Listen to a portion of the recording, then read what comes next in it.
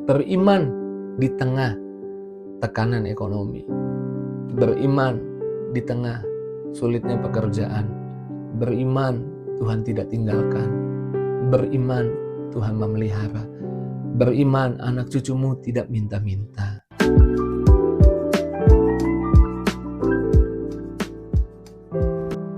Puji Tuhan, selamat pagi, bergabung lagi di Morning with the Word di YouTube channel saya Mario Marcelo. Pagi hari ini sebelum kita beraktivitas, sebelum kita melangkah pergi lebih jauh di hari ini, kita ambil waktu renungkan firman Tuhan. Mari sebelum kita merenungkan firman Tuhan, satu hati saya ajak setiap kita berdoa. Yuk kita doa. Terima kasih Tuhan, kami percaya Engkau ada di setiap musim hidup kami. Bahkan di musim yang kami hadapi di hari ini, Engkau ada buat kami Tuhan. Dan ketika Engkau ada, kami yakini bahwa selalu ada rencana Tuhan dan kebaikan Tuhan. Terima kasih buat hari ini, terima kasih buat berkat-Mu Tuhan. Sebelum kami melangkah, menikmati apa yang Tuhan sudah siapkan dan sediakan buat kami di hari ini, biar kebenaran-Mu menjamah, melawat, memerdekakan kami. Pakai hamba-Mu, urapi hamba-Mu, urapi kami juga yang dengar. Dalam nama Yesus kami doa bersyukur. Haleluya. Amin. Puji Tuhan. Tuhan Yesus baik. Kita pasti dipelihara. Judulnya saya kasih judul tetap beriman di tengah tekanan ekonomi. Dikala banyak orang sedang mengeluh. Harga-harga naik. Pendapatan susah. PHK di mana-mana.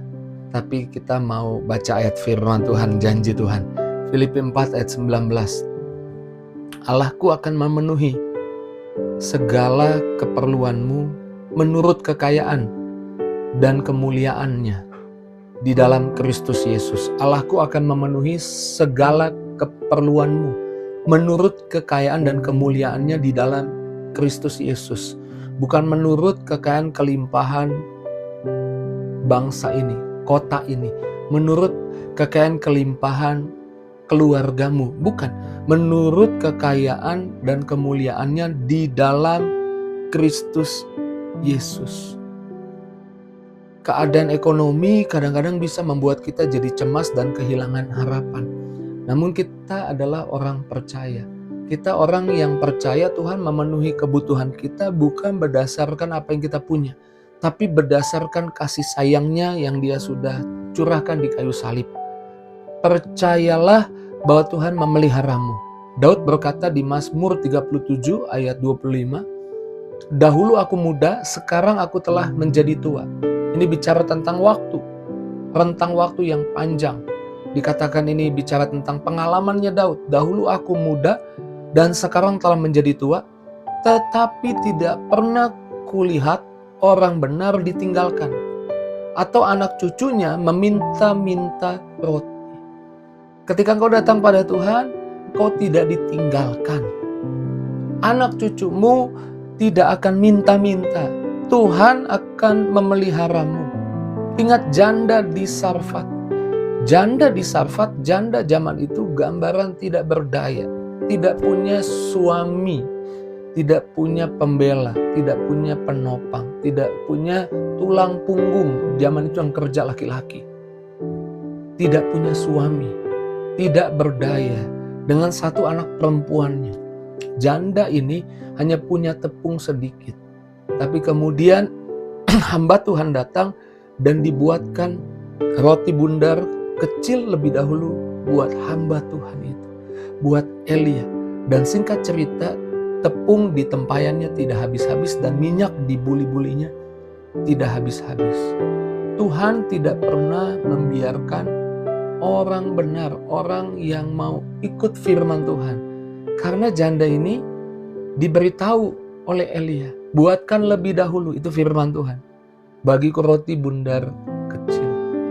Diajar untuk murah hati. Dan dia lakukan. Waktu dia lakukan, tepungnya tidak habis-habis, minyaknya tidak habis-habis, sampai selesai masa kekeringan. Orang benar tidak ditinggalkan. Anak cucunya tidak akan minta-minta roti. Karenanya carilah kerajaan Allah. Matius 6 ayat 33. Carilah dahulu kerajaan Allah dan kebenarannya, maka semuanya itu akan ditambahkan kepadamu. Saudara ingat gak kisah di Yohanes 6 ayat 9-13? Di mana ada 5.000 orang laki-laki belum makan. Tapi ada anak kecil, ada seorang anak muda yang bawa bekal, anak kecil, laki-laki, bawa bekal 5 roti 2 ikan. Mungkin persembahannya ini dianggap kecil, karena Filipus bilang, apa yang dapat diperbuat dengan 5 roti 2 ikan untuk orang sebanyak ini? Tapi dia serahkan kepada Tuhan. Dia mempercayakan apa yang dia punya kepada Tuhan. Mencari dahulu kerajaan Allah.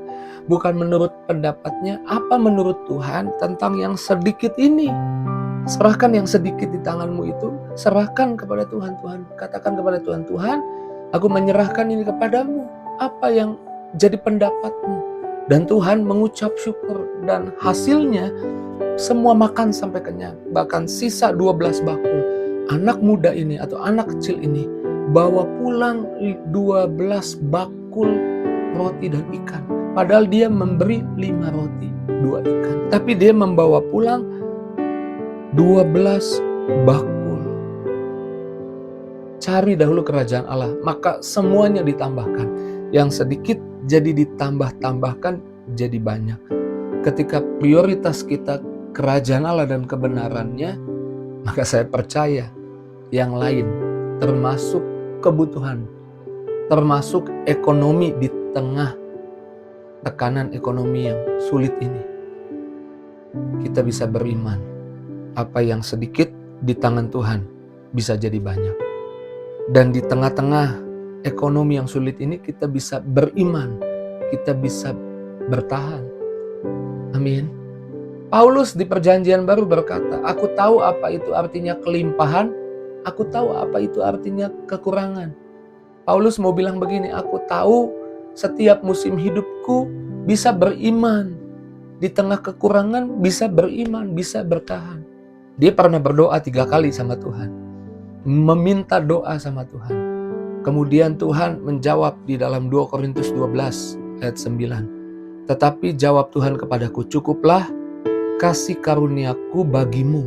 Sebab justru dalam kelemahanlah kuasaku jadi sempurna. Sebab itu aku terlebih suka bermegah atas kelemahanku, supaya kuasa Kristus turun menaungi aku. Paulus berkata, justru di tengah kelemahan bersama Tuhan, kita bisa bertahan. Bertahan apa? Bertahan. Percaya. Jangan buru-buru, jangan cepat-cepat. Percaya Tuhan memampukan kita melewati masa kekurangan. Jangan pinjol malah tambah masalah lagi. Jangan buru-buru pakai pikiranmu sendiri menghalalkan segala cara. Bertahanlah.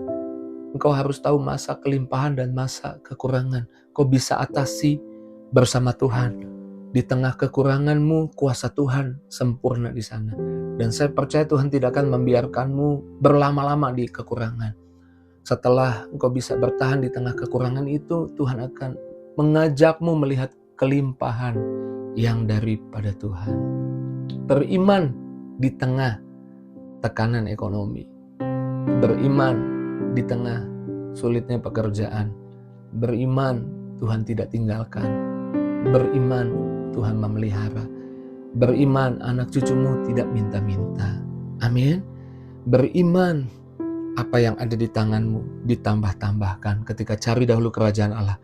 Beriman bisa bertahan di tengah sulitnya tekanan ekonomi. Ada Tuhan bersama kita. Saya percaya pagi ini Tuhan mengalirkan energinya lewat firman ini kepada setiap kita yang mungkin sedang hadapi tekanan ekonomi. Tuhan sedang alirkan kuasanya. Tuhan sedang kasih clue-nya, jalan keluarnya. Bagaimana kita bisa mengatasinya. Bukan hanya mengatasinya, bagaimana kita bisa mengalami terobosan bersama Tuhan. Puji Tuhan. Jadi kuat, jadi beriman. Amin.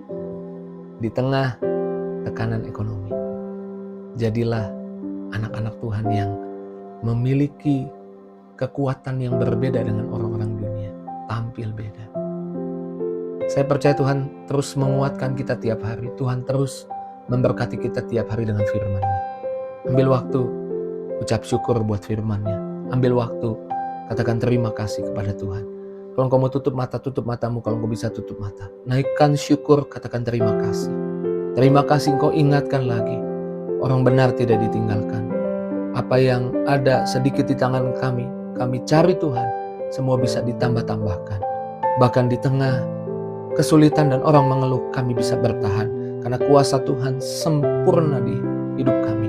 Kuasa Kristus sempurna di hidup kami. Berkati lawat setiap anak-anakmu, jamah setiap pribadi. Jangan ada yang terlewat. Berkati di dalam nama Yesus. Maka Tuhan Yesus, setiap pribadi yang sedang bergumul dengan hutang-hutang, bebaskan, lepaskan. Buka jalan, tolong anak-anakmu Tuhan. Bahkan berkati yang sakit sembuhkan, yang lemah kuatkan, yang beban berat beri kelegaan. Setiap rumah tangga dipulihkan. Anak-anak muda berkarya, bisa dapat pekerjaan, bisa punya bisnis usaha. Berkati setiap pribadi yang menyaksikan Morning with the Word. Kami anak-anak Tuhan tidak ditinggalkan, dipelihara Tuhan, dan Tuhan mencukupkan semua keperluan kebutuhan kami. Dalam nama Yesus, kita yang percaya sama-sama katakan amin. Puji Tuhan, haleluya, amin. Yes, aku percaya, aku yakin, amin. Saya nggak lihat responmu, tapi kalau boleh kau bagikan, biar saya juga diberkati dengan responmu. Di kolom komentar tulis sesuatu di sana. Yes, amin. Puji Tuhan. Tuhan baik. Tulis di sana. Kalau mau tulis kesaksian, tulis kesaksian. Kalau ada kesaksian, kalau mau tulis pokok doa juga mau bagikan, boleh. Tulis pokok doa. Biar teman-teman yang menyaksikan, membaca komentarmu, boleh ambil waktu 1-2 menit mendoakan juga. Saya percaya Tuhan tiap pagi terus mengalirkan berkat-Nya buat kita. Bagikan link Morning with the Word ini kepada banyak orang, teman, sahabat, keluargamu, lewat media sosialmu. Dan biar banyak orang lebih diberkati, bukan kita saja, amin. Tuhan berkati setiap kita, sampai jumpa besok pagi jam 5 pagi di Morning with the Word. God bless you, see you.